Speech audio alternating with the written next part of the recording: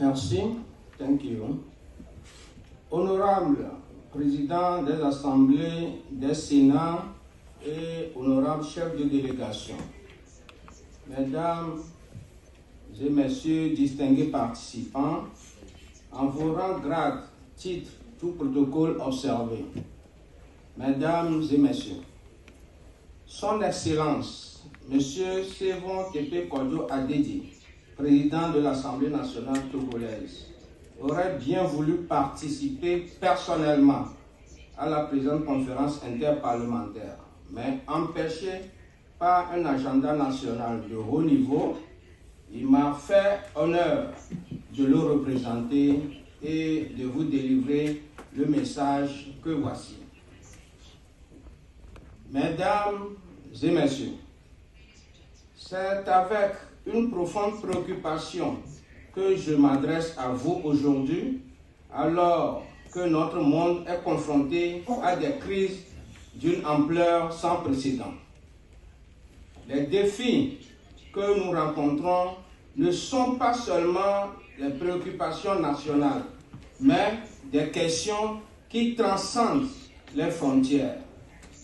Ils exigent une réponse collective et une coopération internationale renforcée. Parlant des crises mondiales, les changements climatiques représentent une menace essentielle pour notre planète. Les catastrophes naturelles, les sécheresses et les inondations deviennent de plus en plus fréquentes et intenses. Il est impératif que nous agissions de manière concertée pour réduire les émissions de gaz à effet de serre et protéger notre environnement pour les générations futures. La pandémie de Covid-19 nous a appris une leçon cruciale.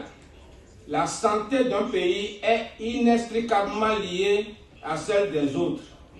La coopération en matière de santé mondiale est essentielle. Nous devons renforcer nos systèmes de santé, partager les informations et assurer un accès équitable aux vaccins et aux traitements. Les tensions géopolitiques croissantes mettent en mal la paix et la stabilité.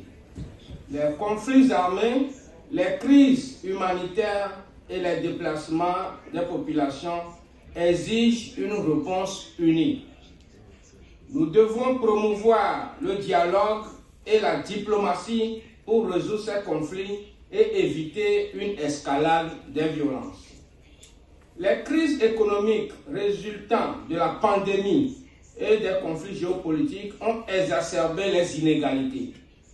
Il est crucial que nous travaillions ensemble pour garantir une reprise économique inclusive qui bénéficie à tous et non seulement à quelques privilégiés. Pour ce qui concerne l'avenir de la coopération internationale, nous devons soutenir et renforcer les institutions internationales telles que les Nations Unies afin qu'elles puissent jouer leur rôle de médiateur et de facilitateur pour la résolution des crises mondiales. La coopération entre les gouvernements, le secteur privé et la société civile est essentielle.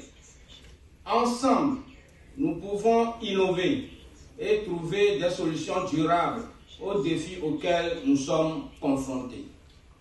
Les engagements multilatéraux, comme l'accord de Paris sur le climat, sont cruciaux. Chaque pays doit respecter ses engagements et travailler ensemble pour atteindre les objectifs communs. Enfin, il est essentiel de cultiver un esprit de solidarité et d'empathie. Nous sommes tous dans le même bateau et il est de notre devoir de nous soutenir mutuellement dans les moments difficiles.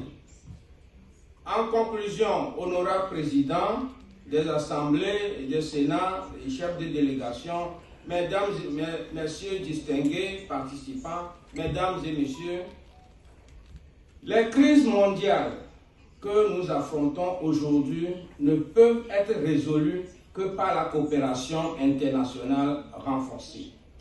Nous avons la responsabilité de bâtir un avenir où la solidarité, la paix et la durabilité prévalent. Ensemble, nous pouvons surmonter ces défis et construire un monde meilleur pour tous.